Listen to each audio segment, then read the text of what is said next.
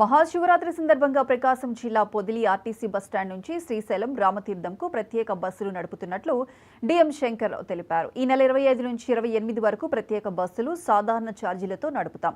ప్రయాణికుల రద్దీని దృష్టిలో పెట్టుకుని అదనపు బస్సులు పెడతామని డిఎం చెప్పారు.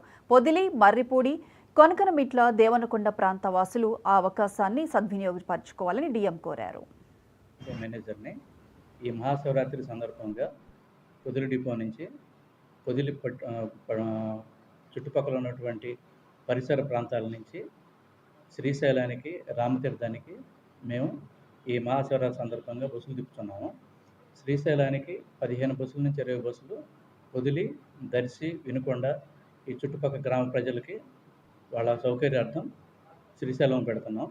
అట్లాగే పొదిలి, ఒంగోలు నుంచి రామతీర్థానికి ఒక 10 బస్సుల వరకు ఈ శివరాత్రి సందర్భంగా తిప్పడానికి మేము ప్రయత్నాలు చేపట్టాం.